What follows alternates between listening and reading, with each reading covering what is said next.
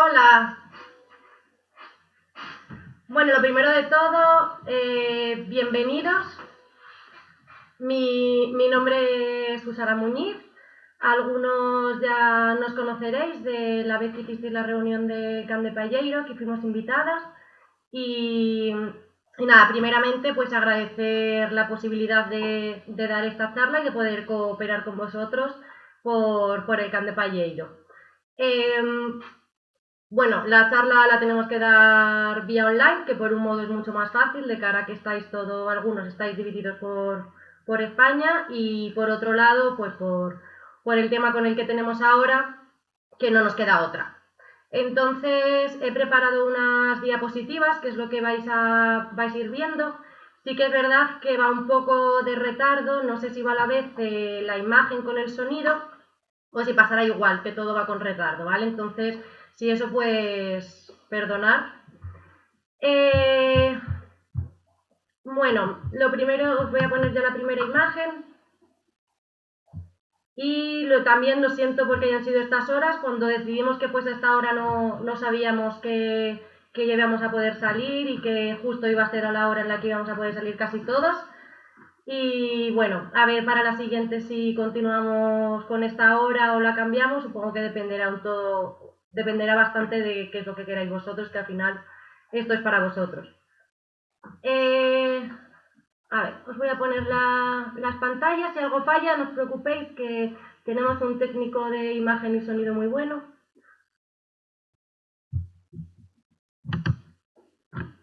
Vale, a todo esto también deciros que os contestaremos a las preguntas, pero sí que es verdad que las dejaré para el final, ¿vale? Entonces, al final, o me pasarán las preguntas que habéis ido haciendo.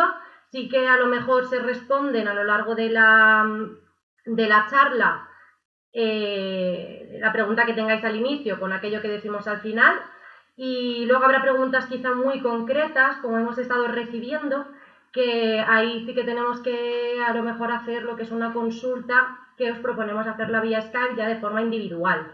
Sí que para algunas cosas vamos a dar algunas claves para que lo tengáis en cuenta, pero la función de la charla de hoy es hablaros del cuestionario CEBAR, que es el que os enviamos. Agradeceros muchísimo a todos aquellos que lo habéis completado, y aquellos que no lo habéis hecho todavía, animaros a que lo hagáis. Agradecer de nuevo a la raza Can de Palleiro por todo el esfuerzo que está realizando para que la raza siga siendo la mejor raza de España y del mundo, si hace falta decirlo. Y bueno, como he dicho, yo soy Susana Muñiz, y esta charla también la hago en cooperación con Ángela González, que es la jefa del departamento de teología del ROF Codina. Nosotras somos veterinarias etólogas y nos encargamos del comportamiento animal, ¿vale? Desde una perspectiva veterinaria y desde una perspectiva de comportamiento.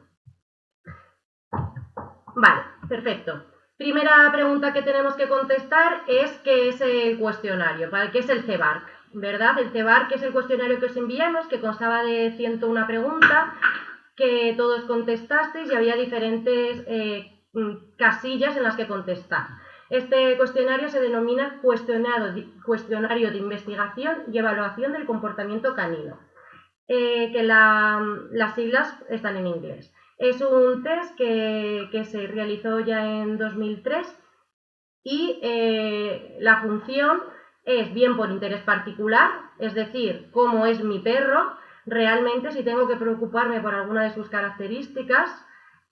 Para estudios de raza, ya hay muchas razas que tienen estudios basados a través de esta evaluación, de este cuestionario, y lo que sirve principalmente es para la elección de los reproductores, ver cuáles son los mejores reproductores según qué ítems, qué rasgos característicos de la raza queremos que perduren, y además podemos hacer una continuación de esta evaluación, viendo a ver si realmente aquello que queríamos conseguir lo hemos conseguido, evaluando después a los progenitores. Muy importante que sepáis que todos estos valores se ha hecho a través de una media poblacional. Es decir, a través del conjunto de los perros que se han estudiado, ¿vale? Que son muchos. No tenéis los resultados a raíz de la raza. Lo que estamos nosotros ahora sacando es el estudio de la raza, ¿vale? Que esa será la siguiente charla de la que os hablaremos.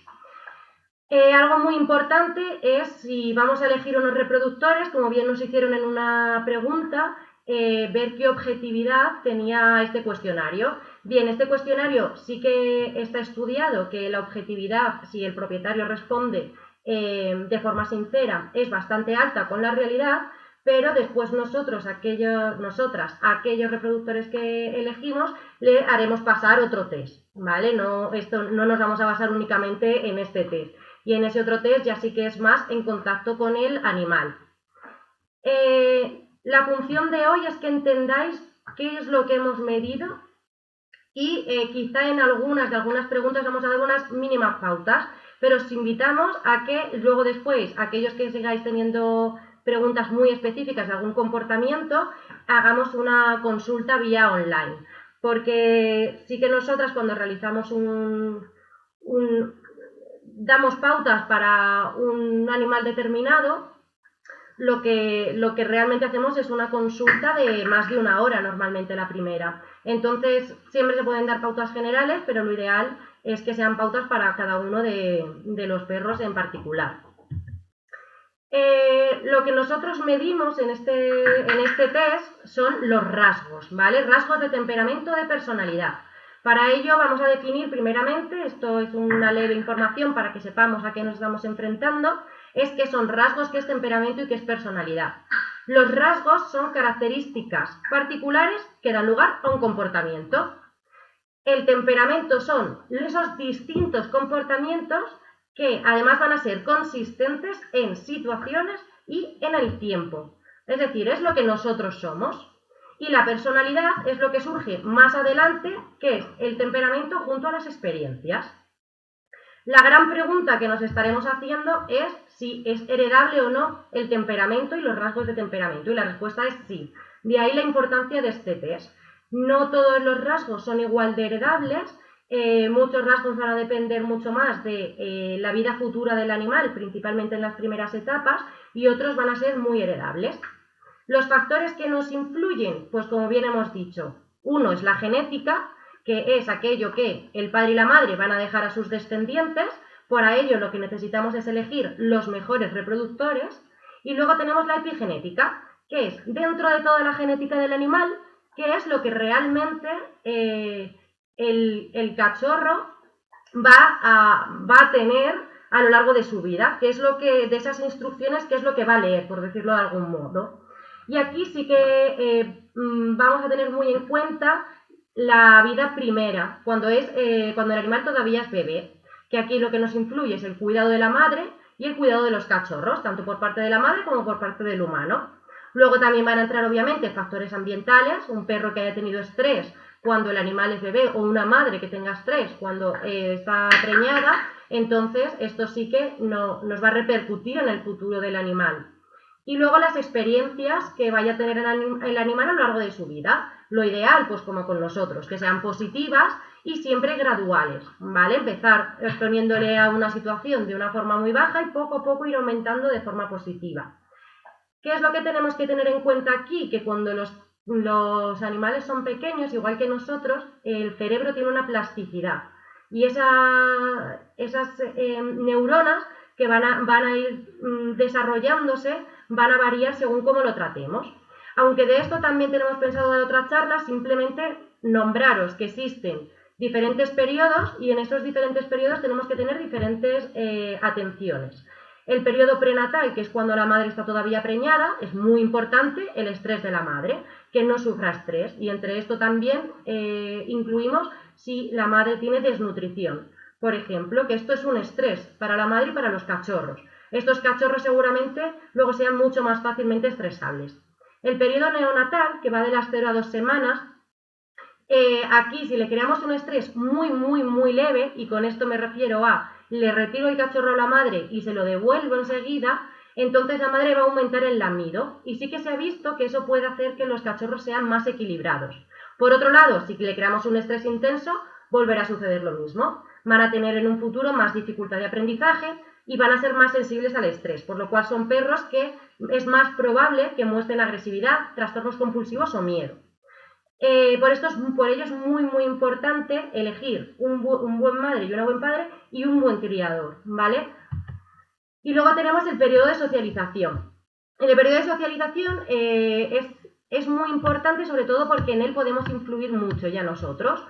Aquí tenemos el reconocimiento de especie, que esto significa que todas aquellas especies que vaya a haber en este momento son las que después va a ver como normales, algo que es muy importante para lo que es la agresividad predatoria, que es el animal que luego después ataca a gallinas de mayor. Pues lo ideal es, como veis en esa foto, esté el bebé con la gallina. Seguramente estos sean perros que van a ver las gallinas como algo normal y luego después no lo van a querer atacar.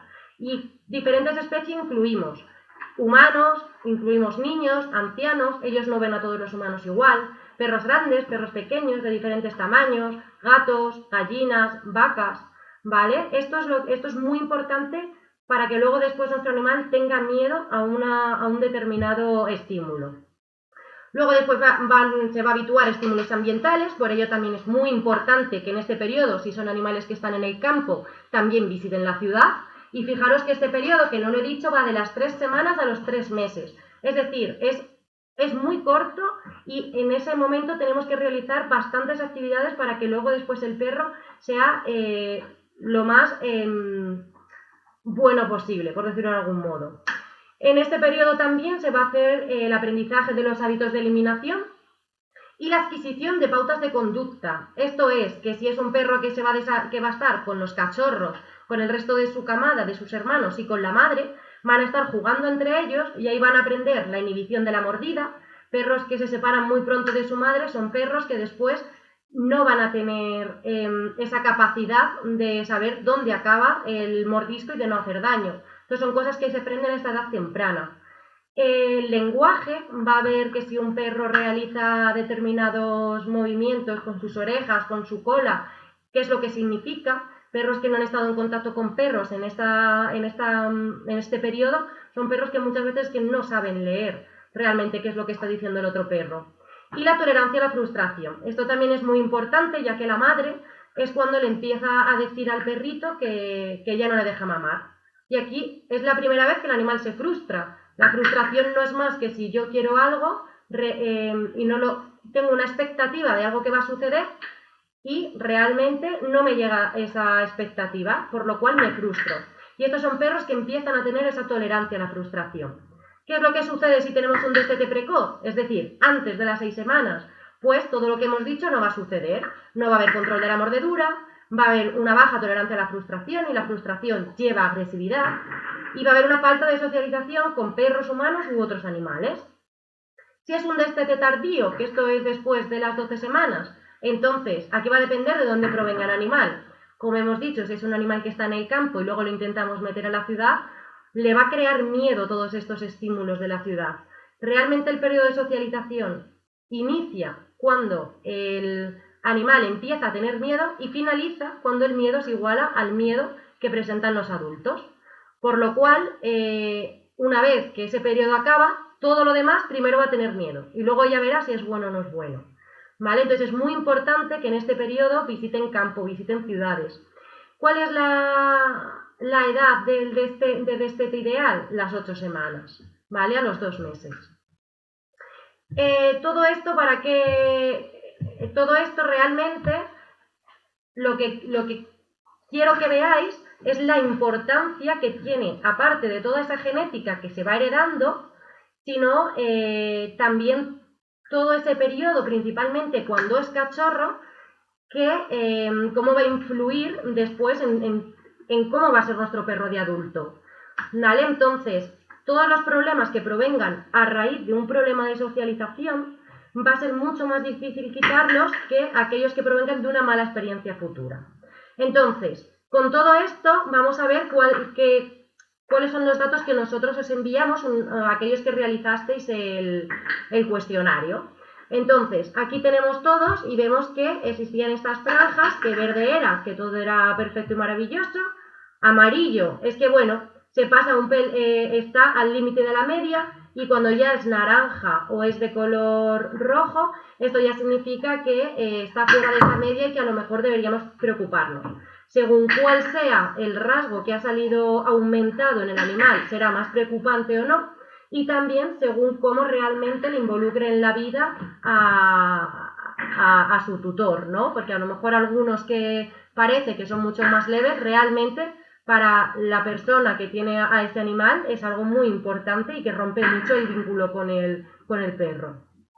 Vale, entonces he dividido los diferentes rasgos que vamos a ver, y es principalmente que entendáis qué es lo que estaba midiéndose en estos rasgos determinados. Vamos a empezar por el miedo. Como veis, aparece el miedo a perros, a miedo a personas, que este sería un miedo social, y luego tenemos el miedo no social. Vamos a definir primeramente qué es miedo, ¿vale? El miedo, aquí he puesto una H arriba a la izquierda, y esto significa que es muy heredable. Madre, padre miedoso van a tener seguramente crías miedosas, o por lo menos que van a tender mucho a ello. Va a haber que currarse muchísimo este periodo de socialización para que el animal en un futuro no tenga miedo. ¿Cómo definiríamos el miedo? El miedo es una emoción realmente, ¿vale? Que sucede cuando el animal se enfrenta a un estímulo o situación que es amenazante y construye un mecanismo que es de adaptación o de supervivencia ante una situación que podría ser peligrosa. Aquí, que es importante que tenemos que tener en cuenta, que el miedo es una emoción, por lo cual es algo que podemos intentar desviar y ofrecerle conductas que puedan ser mejores que las que él usa, pero sí que es verdad que quitar una emoción es muy complicado. Y luego después, que es algo que es adaptativo y que es para la supervivencia, por lo cual es algo que se ha ido generando de generación en generación, incluso entre especies. El problema viene cuando lo que tenemos es una fobia. Una fobia es esa respuesta de miedo que ya es desproporcionada, tanto en duración, es decir, hoy hay una tormenta y mi perro se tira temblando también al día siguiente de la tormenta, o en intensidad. Escucha un ruido bajo y el perro se mete debajo de la cama temblando. O sea, escucha un ruido fuerte y se mete debajo de la cama temblando. Frente a un estímulo o situación que el individuo percibe como amenazante. Aquí ni siquiera tiene por qué ser amenazante realmente ese estímulo. Y luego tenemos, derivado también del miedo y de la fobia, la ansiedad, que es una respuesta emocional, que aquí ya me incluye cambios tanto fisiológicos como conductuales, cambios de comportamiento que están asociados al miedo. Es decir, a mí me da miedo algo y entonces actúo de una manera y actúo con ansiedad. Y lo que hace es que anticipa la llegada de un peligro de origen desconocido o imaginario. ¿Qué es lo que vamos a ver en nuestros perros? Respuestas temerosas o cautelosas. ¿A qué? Pues a personas, a perros desconocidos, a ruidos repentinos y fuertes, al tráfico, a objetos o a situaciones desconocidas.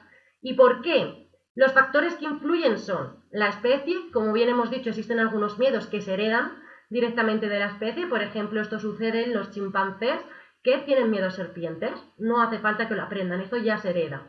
La genética, como hemos dicho, madre-padre miedoso, seguramente sean los hijos miedosos.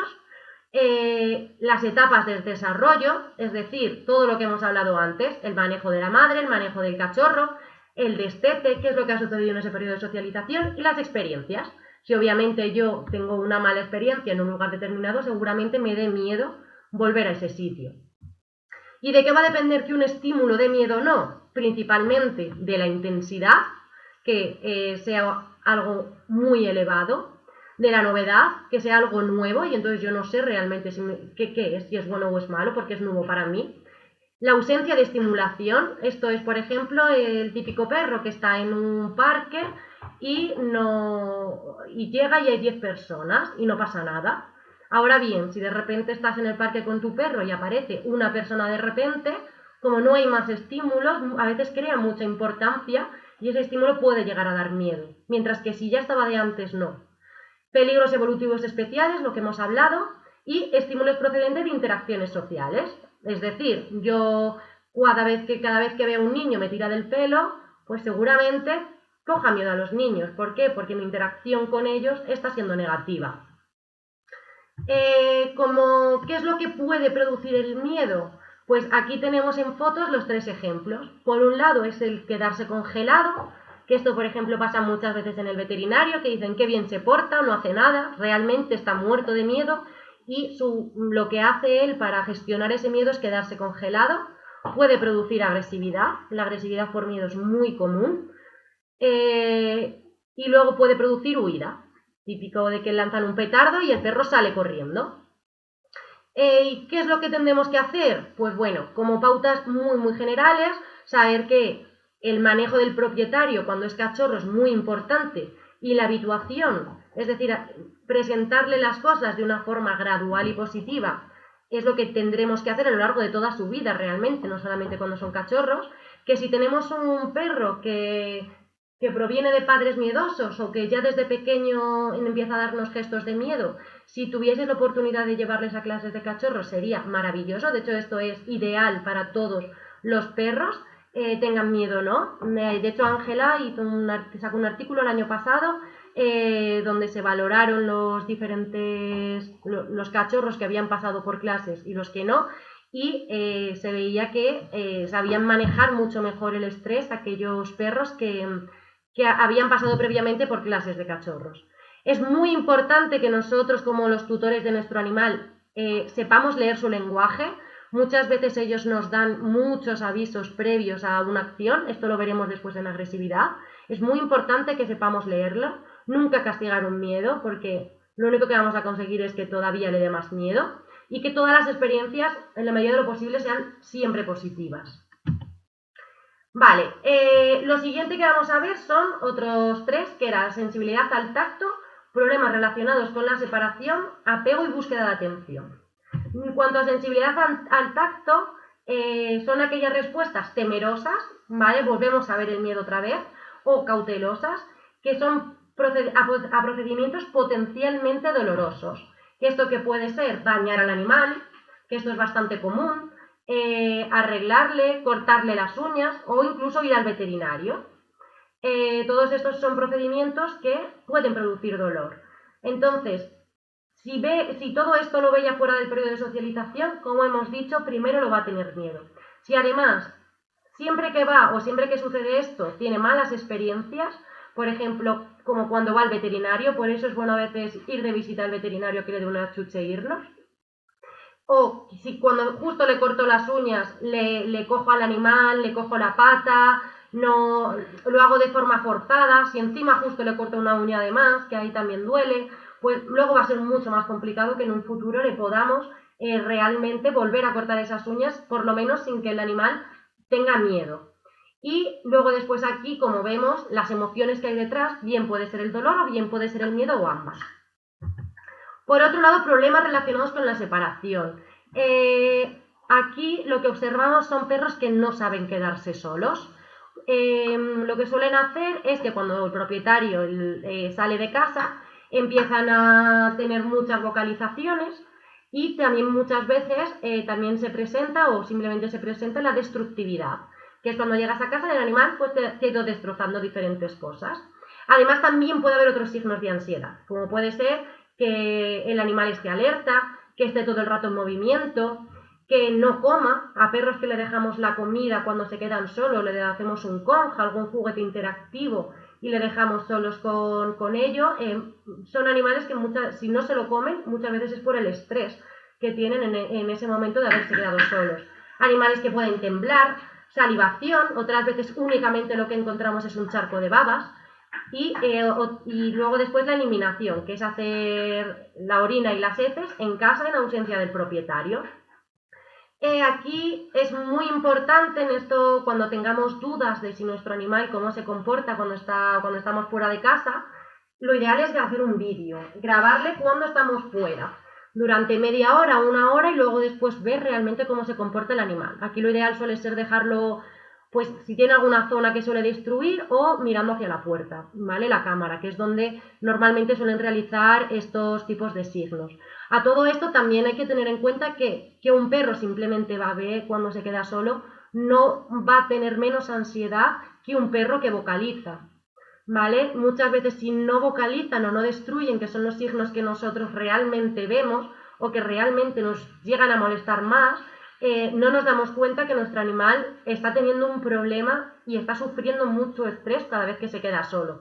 ¿Vale? Pensar que estos son animales además que se quedan todos los días solos, la mayoría de ellos, y todos los días sufren un estrés muy elevado. Son animales que de hecho hay estudios que suelen ver la vida de forma negativa.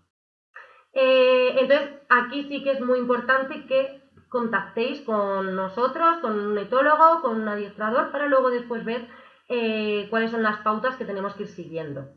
Las causas que nos crean estos problemas, bueno, que nuestro animal tenga un hiperapego, es decir, que esté todo el rato pegado a nosotros, lo que se denomina el perro velcro.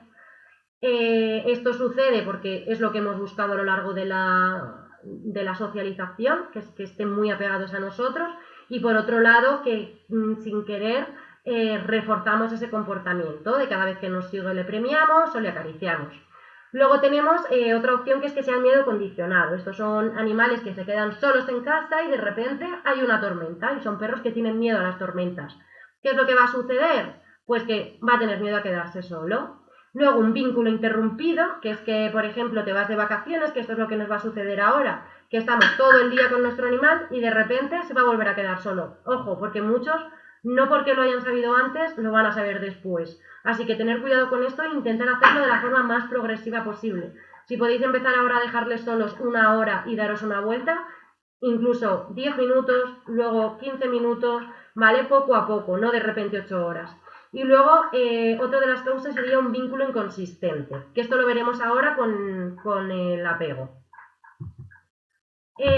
Vale, otra de las causas, otro de los rasgos que vemos es el apego y la búsqueda de atención. Esto lo que se refiere es a un animal que está todo el rato próximo y cercano con su principal tutor o con todos los de casa. Además solicita afecto o atención de una forma insistente, y si por ejemplo vas a acariciar a otro perro o algún tercero o te abrazas con otra persona, se suele meter en medio. Aquí lo que tenemos que tener en cuenta es que hay diferentes tipos de apego. Esto no sé si si sois profesores todo esto lo sabréis, y consiste en un vínculo seguro, que es aquel en el que la persona, el tutor, es consistente. Si el perro le pasa algo siempre le da el apoyo, le da esa protección, y además cuando tiene estrés es sensible a sus signos de estrés. Luego tenemos el evitativo, que es aquel en el que está ahí el animal y normalmente pues le ignoramos bastante, ¿vale? Tanto para lo bueno como para lo malo. Aquí también son consistentes, solamente hay que ignorarlo, siendo insensibles a esos signos de estrés. Y por otro lado tenemos el ambivalente y resistente, que este es en el que somos inconsistentes. Es decir, hoy le dejamos subir al sofá y mañana no le dejamos subir al sofá. Yo lo dejo entrar en la cocina, pero mi pareja no le deja entrar en la cocina. Mal.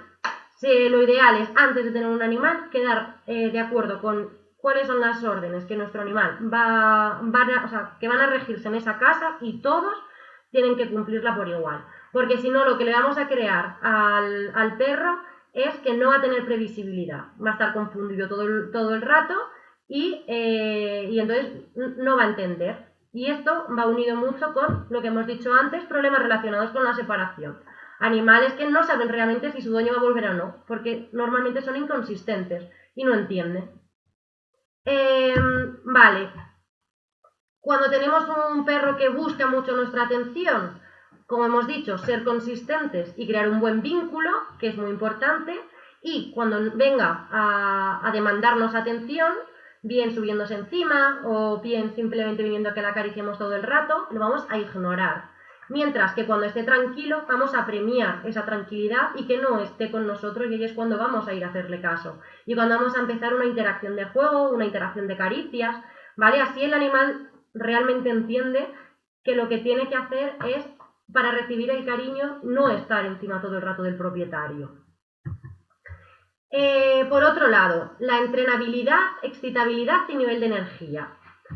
En cuanto a entrenabilidad, esta es la capacidad que tiene el perro para atender al propietario, obedecer órdenes, aprender rápidamente para buscar objetos, comida, responder positivamente a una corrección y ignorar estímulos que le pueden distraer. Aquí realmente lo que se hereda, más que el hecho de ser entrenable, es la capacidad de distracción que tiene el animal. Entonces, perros que son más complicados de entrenar suelen ser perros que se distraen fácilmente. No pasa nada. Si es un perro de trabajo, lo ideal es poder valorar desde una edad temprana, que esto varía bastante en raza, si va a ser óptimo o no, y en caso de que no sea óptimo, pues puede servir de compañía, que a lo mejor es mejor, o puede servir de trabajo, pero va a ser un pelín más complicado. Si lo tenemos de compañía, pues simplemente tener más paciencia con él, buscar un premio más apetitoso, hacerle comandos muy simples, utilizar sesiones de menos tiempo por sesión y en zonas tranquilas, y principalmente no frustrarse, porque si el propietario se frustra, seguramente se frustrará el animal también. La excitabilidad. Estos son perros que muestran reacciones muy fuertes a eventos que son potencialmente excitables, como puede ser el timbre, por ejemplo, que suena el timbre y muestra una vocalización de forma exagerada, ¿vale? Y además, normalmente les cuesta recuperar la calma después de que haya finalizado este evento. Aquí lo más importante, porque esto es muy variado, y lo más importante es ver qué emoción hay detrás. ¿Está ladrando por miedo? ¿Está ladrando por ansiedad? ¿Está ladrando por frustración? ¿Está ladrando por territorialidad? ¿Vale? ¿O ha aumentado su energía porque realmente lo que tiene es miedo?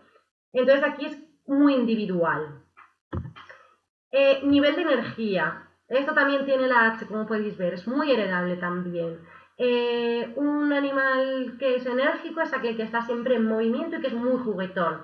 Obviamente hay que tener muy en cuenta la edad del animal, aquí sí que es importante, que no es lo mismo un cachorro que un perro adulto. Y aquí hay que tener también muy en cuenta al tipo de propietario con el que se encuentra. ¿Por qué? Porque a lo mejor hay propietarios que si tiene baja energía no es lo que buscan y al contrario, ¿vale? Como fue una de las preguntas, simplemente porque además esto lo voy a nombrar, ya que nos ayudaría mucho en cualquier tipo de problema. Siempre que tenemos un problema, lo primero que tenemos que hacer es que el animal, en vez de tener ese estrés continuo que tiene, bien porque tiene miedo, bien porque es agresivo, bien porque es muy reactivo, empezará a disminuir ese estrés. Y una de las formas es con todo esto que también muestro aquí en el nivel de energía, que es dar un paseo. El paseo lo ideal es que primero salgas, huela, haga sus necesidades, después una interacción que sea bastante para correr, bien jugar con otros perros, bien correr con él, y luego antes de llegar a casa, el mismo tiempo, lo ideal es que el mismo tiempo que ha estado el animal corriendo, sobre todo aquellos que muestran mucha energía, tengan ese tiempo también de andar, por ejemplo, de ir tranquilo y de seguir oliendo, para que no lleguen a casa con un nivel de energía muy elevado.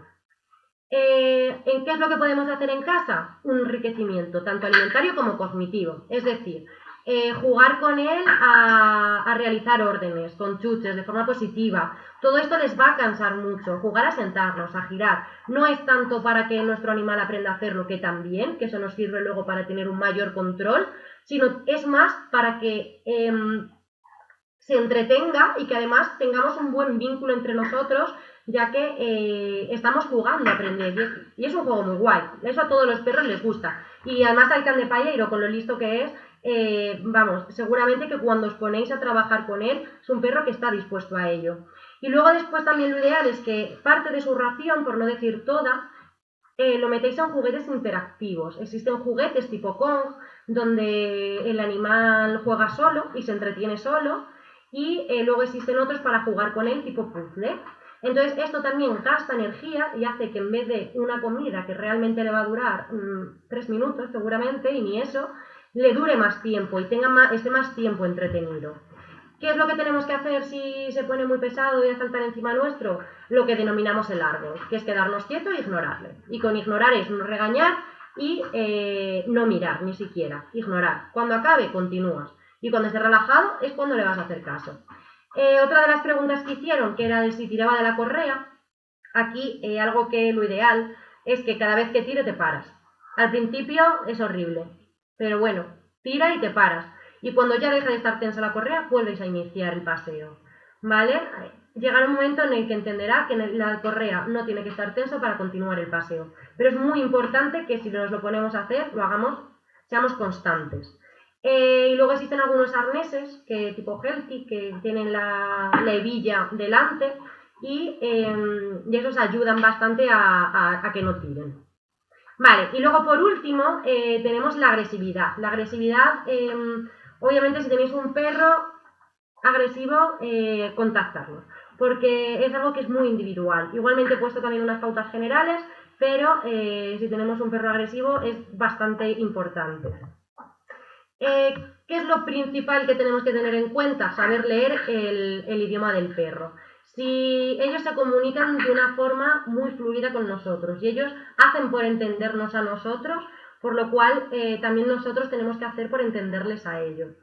Si os fijáis, esta es una escala que va desde el signo de estrés más leve, que es el bostezar, cuando un perro bosteza en una situación en la que no está descansando, parpadear o lamerse el hocico, el relamerse. Estos son signos que realmente nos está queriendo decir que la interacción no le está gustando.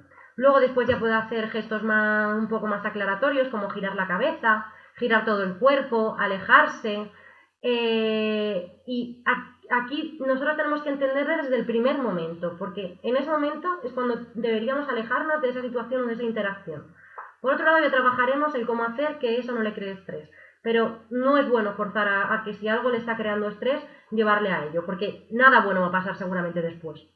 Luego después tenemos algunas que son más claras, como es el arrastrar el cuerpo, encogerse, y luego ya tenemos el gruñir, que eso ya todo el mundo lo entendemos.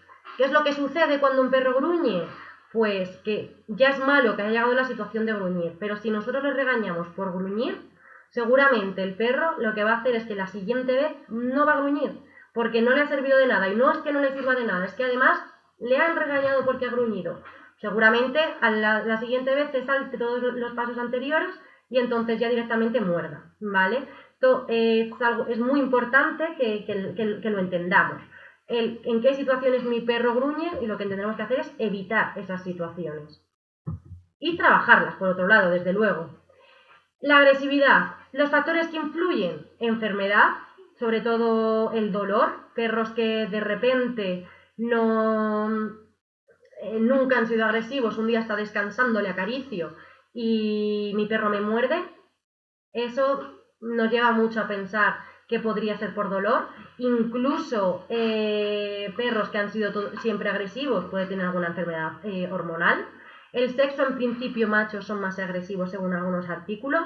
La raza, existe la heredabilidad. La edad en la que se ha producido el destete, por lo que hemos dicho antes de la frustración. Perros que no han aprendido a frustrarse, perros que no van a saber frustrarse y eso les va a llevar a agresividad. La madre, si ha sido una buena madre o no, como nos pasa con los humanos. El periodo de socialización, súper importante, que ya lo hemos hablado. Las experiencias y el manejo del tutor o la tutora, ¿vale? El que el tutor sepa leerlo, el que el tutor no le fuerce a realizar aquellas cosas que le estresan. La forma en la que clasificamos la agresividad, actualmente se clasifica por la emoción que nos lleva. La agresividad realmente es un síntoma. Lo que nosotros trabajamos es la emoción y qué es aquello que está produciendo esa agresividad. Por eso os digo que esto es muy complicado dar unas pautas generales porque es muy individual. La emoción puede ser dolor, como hemos dicho, puede ser miedo. Una de las opciones que hacía el miedo era que el perro agredía. Puede que sea ansiedad o puede que sea frustración. El blanco se refiere a quién está dirigida esa agresividad. Pues puede ser a personas o a perros o a otros animales. El contexto, dónde sucede: dentro de casa, fuera de casa, en una situación donde ya había mucho estrés previo. Y la postura, que esto es muy importante. Arriba a la izquierda veis un perro que tiene una postura ofensiva, es un perro que se hace grande, y abajo a la derecha es un perro que se hace pequeño, que es la defensiva, que es la orejas para atrás, rabo entre las piernas, ¿vale? Si veis en el otro, tiene el rabo levantado, le pasa hacia adelante, se quiere hacer ver.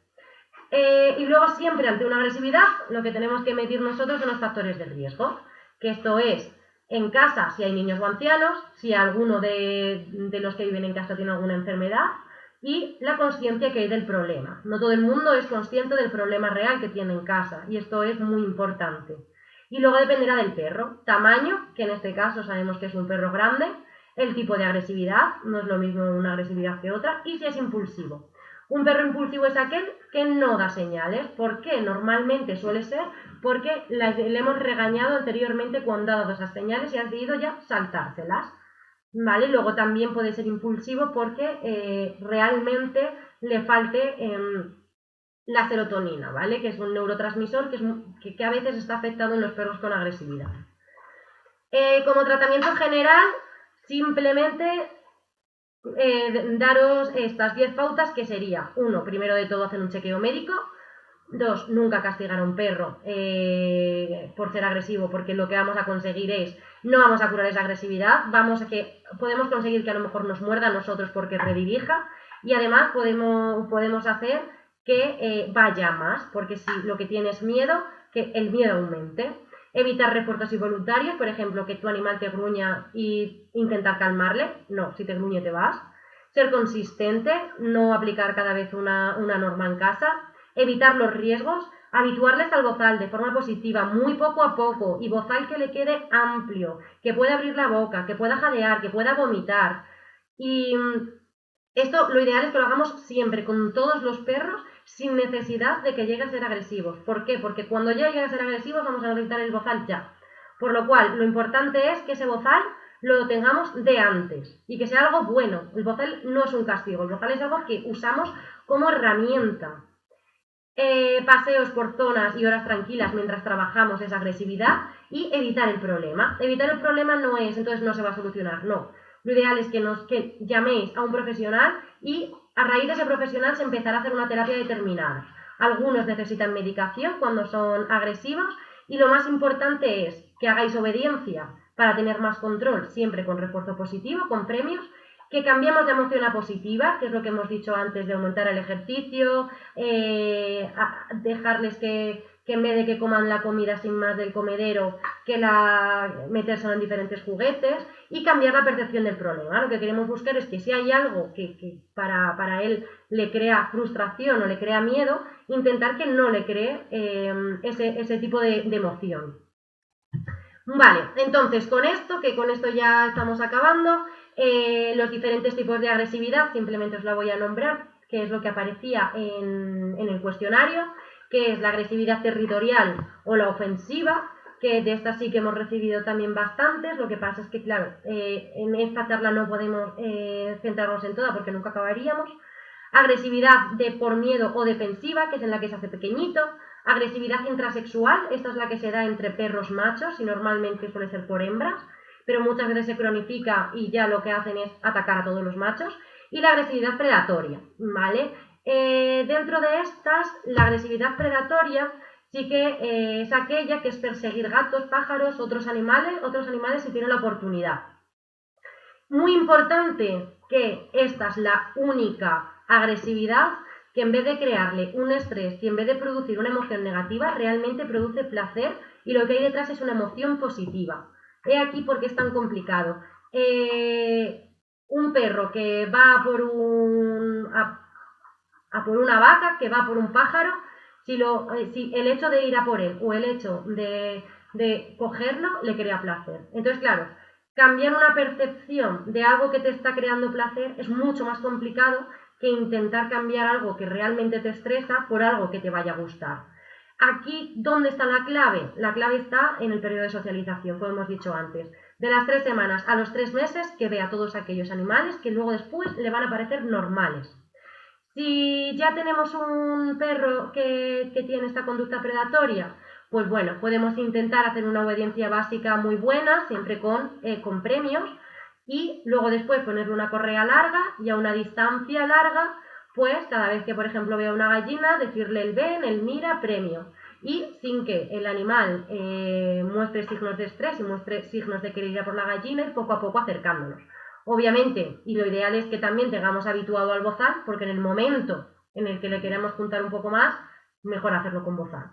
Y sí que es verdad que aquí el pronóstico es bastante reservado. Por último tenemos la agresión dirigida a los propietarios, que esta es una agresión que es por competencia, va a depender del valor del recurso, de las expectativas y de la tolerancia individual a la frustración. Y luego tenemos agresión entre perros de la familia. Aquí lo más importante es que sepamos por qué es por lo que compiten.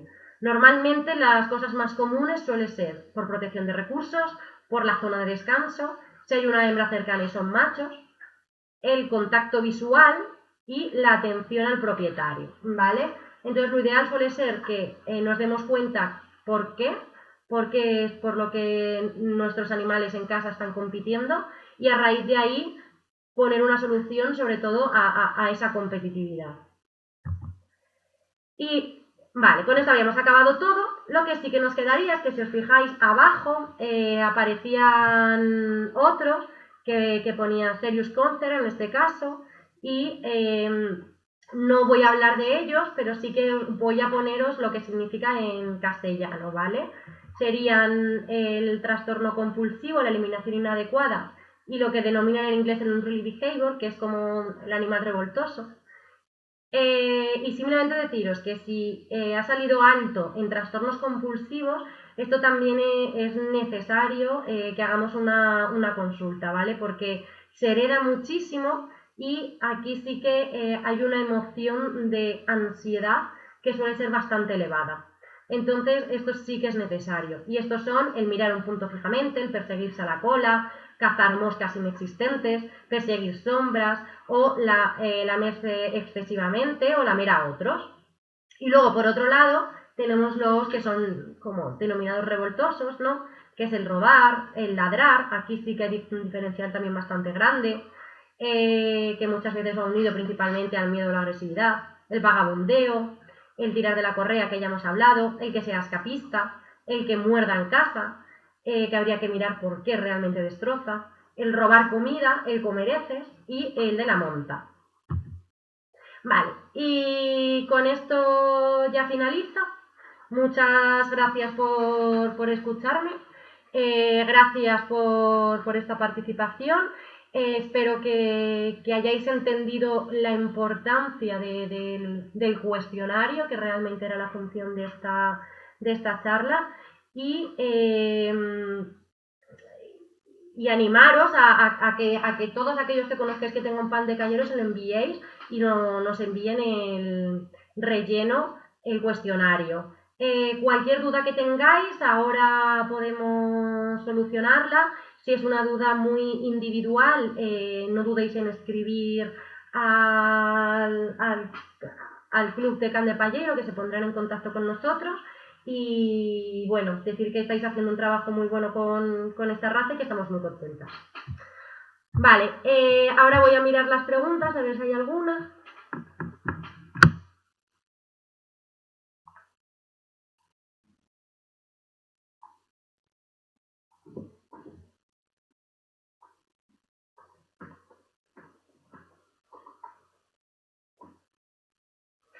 Y todos aquellos que nos enviasteis las preguntas, hemos intentado de algún modo dar alguna pauta, pero obviamente con todo lo que teníamos que hablar del cuestionario es bastante complicado, entonces no dudéis en... Os voy a poner mi cara. No dudéis en contactar con el club y el club contactará con nosotros y no tenemos ningún tipo de problema, de hecho estamos encantadas de pasar una consulta vía online y así poder poner un tratamiento adecuado a vuestro problema específico.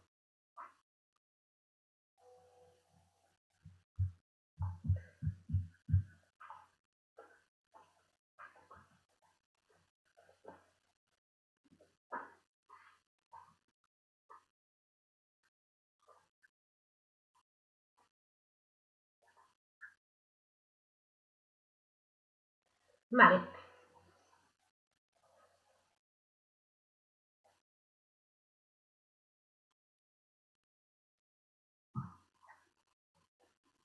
Vale.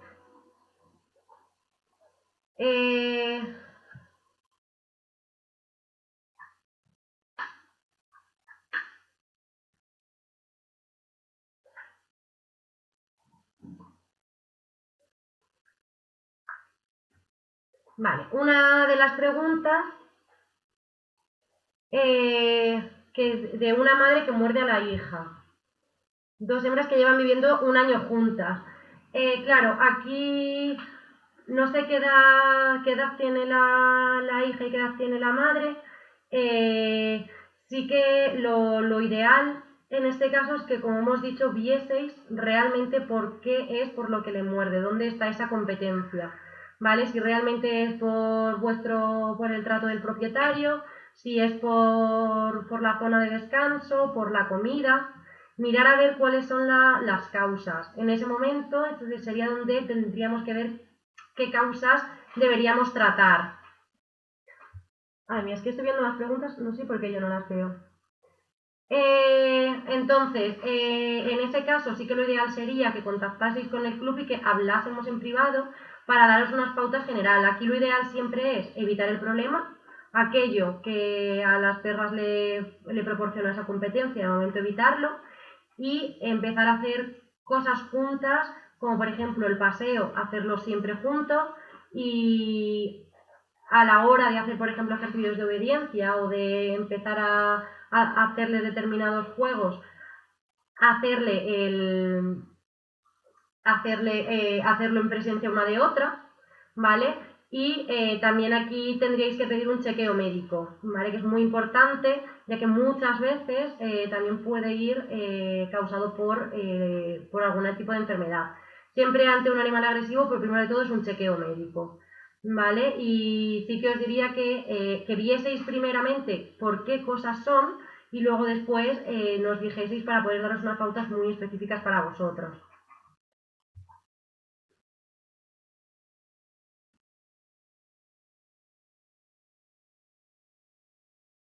Claro, también fijaros que algo muy importante, las señales. Fijaros en cuáles son las señales de estrés, cuáles son las señales que se dan una a la otra.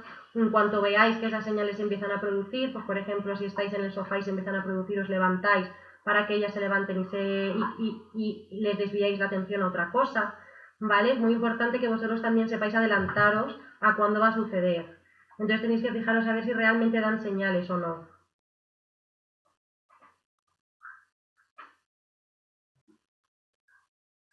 El resultado del cuestionario de energía. Claro, en el de energía, aquí, como hemos dicho, es muy individual. Hay algunos que de hecho hasta quieren que su perro sea muy enérgico. Si no, lo que tenemos que hacer es intentar que los paseos sean los más productivos posibles, es decir, que salir a correr con él o que juegue con otros perros, que eso realmente es lo que más cansa. Y y luego después en casa ofrecerles pues la comida, ofrecérsela de algún modo en el que el animal también gaste tiempo comiendo esa comida, ¿sabes? Que no sea comerla y ya está. Al igual que en casa jugar a juegos cognitivos. Eh, estar con él y empezar a jugar a diferentes puzzles o empezar a jugar a juegos de obediencia, porque eso también le va a hacer que gaste mucha energía. La energía no solamente es correr, ¿vale? Las características del can de Palleiro la vamos a hablar el siguiente día. Eso va a ser la charla que va a dar mi compañera Ángela y os iremos diciendo cuáles son las características que hemos sacado del cuestionario.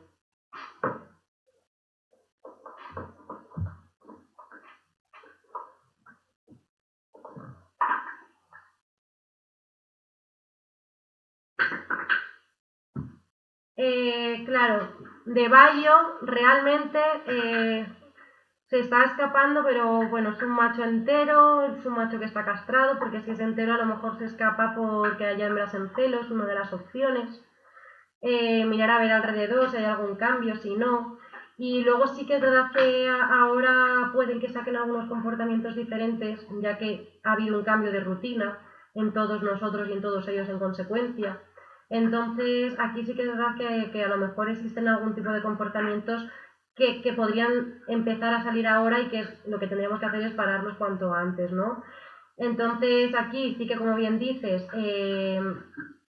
sacarle bastante tiempo, sacarle con paseos guays y, como hemos dicho antes, entretenimiento también en casa.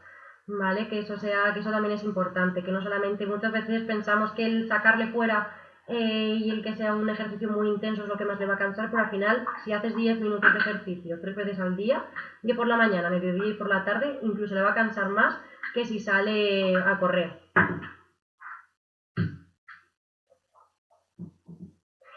Y eso, y luego a todos aquellos que nos enviasteis de agresividades o de ansiedad por separación, sí que os recomiendo que pidáis cita para valorar el caso en consulta, ¿vale? Y pues nada, no sé si hay más preguntas. Que no sé por qué yo no las leo. Me las están pasando por WhatsApp.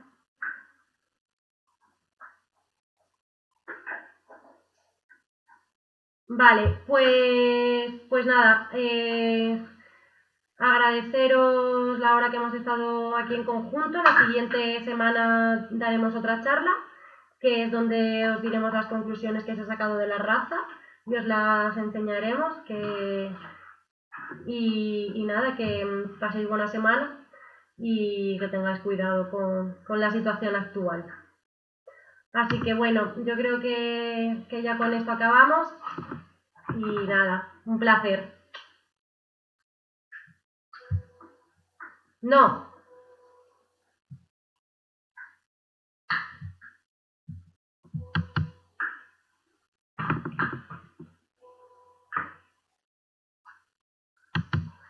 Vale, perdón, no sé si... Han dicho de otra pregunta de una que tiene miedo ir al veterinario. Es que ya os digo que no las leo yo, me las están pasando por WhatsApp. Si tiene miedo ir al veterinario, lo ideal sería que de primeras que te acercases al veterinario y desde antes que empezase a mostrar signos de estrés empezar a darle chuches. Lo ideal es que se sepa, por ejemplo, el mirarte a la cara, que eso se enseña poniendo un premio aquí, le dices el mira, esperas y que te vaya mirando. Entonces, bueno, te vas acercando a la clínica y antes de que muestre estrés le vas dando premios. Al día siguiente te acercas un poquito más, ¿vale? Así, poco a poco. Luego ya en la puerta le das premios y luego lo ideal sería que fuese y que la veterinaria saliese a darle un premio fuera, o si es capaz de entrar sin signos de estrés, y así de forma muy progresiva. Si, por ejemplo, en medio de todo esto tuviese que ir por algún tipo de patología, pues se hace daño en una pata o algo, aquí sí que es verdad que a veces nos podemos ayudar de una medicación para algo puntual, ¿no? Para bajar ese estrés en ese momento puntual y poder llevarlo de una forma de que el animal no sufra tanto en ese momento. Y lo bueno es que si es a raíz de una mala experiencia, podemos intentar crear buenas experiencias para ver si de esa forma la mala se va, por decirlo de algún modo, ¿no? Y lo que se queda es la buena. Y luego también importante habituación al bozal, porque si tiene miedo y puede que por miedo agredan al veterinario o que el veterinario simplemente por prevención te diga ponle el bozal, entonces si el bozal es una herramienta positiva y el bozal es un bozal adaptado, va a ser algo bueno, mientras que si realmente la experiencia es negativa, entonces no va a ser algo bueno, ¿vale? Y luego a lo mejor no puedes volver a ponerle otro bozal.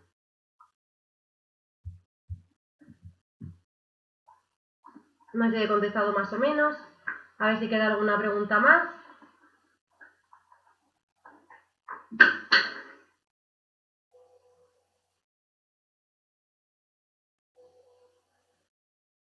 Vale, si el problema es el contacto con el veterinario, que sea el veterinario, pues a lo mejor simplemente le metes dentro y que le lance chuches.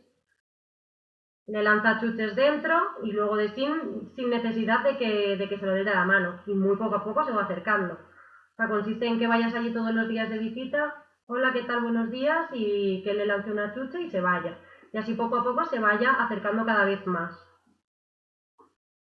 Vale, a ver, me dicen que hay otra pregunta.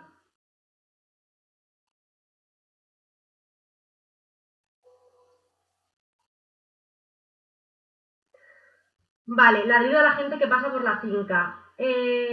Aquí sí que seguramente sea por lo que es la agresividad territorial, ¿vale? O si llaman al timbre.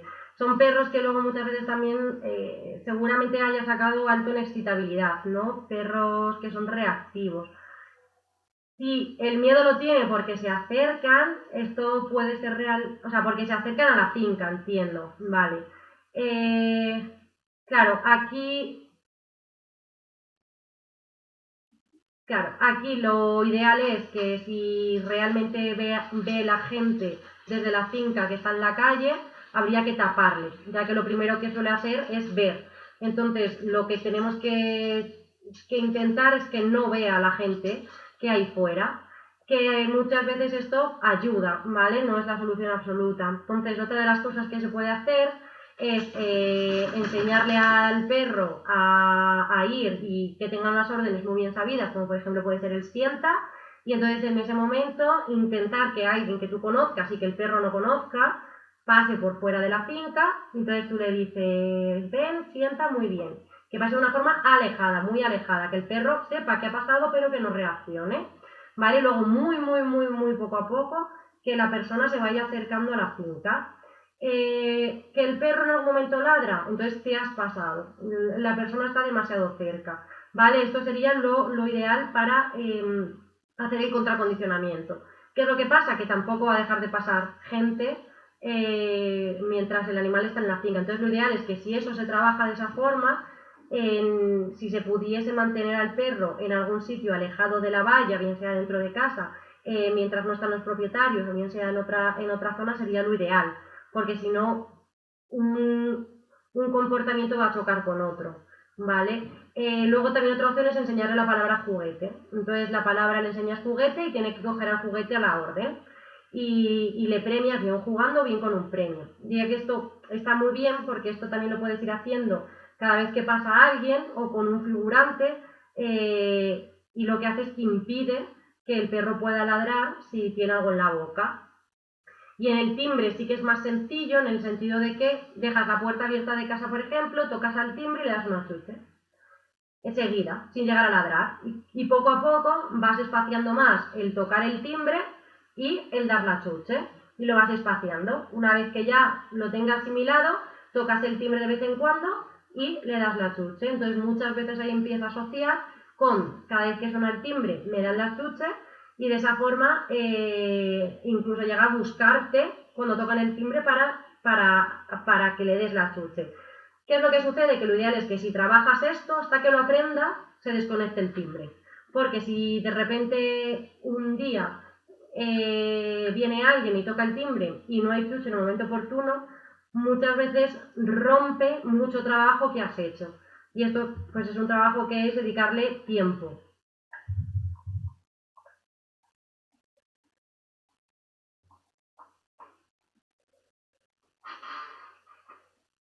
Vale.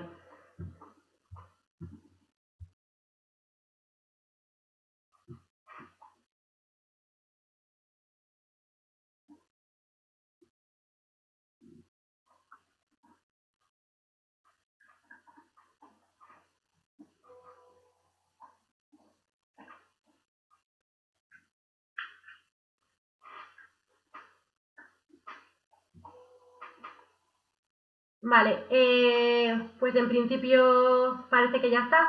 Sí que como todo, son pautas muy generales que a lo mejor no se adaptan a vuestros perros, ya que hay que evaluar cada uno, entonces no dudéis en contactar con nosotras, que estamos encantadas de ayudaros a que vuestro compañero sea el mejor compañero del mundo. Pues nada, un saludo muy fuerte y ahora parece que ya sí que sí cortamos la emisión.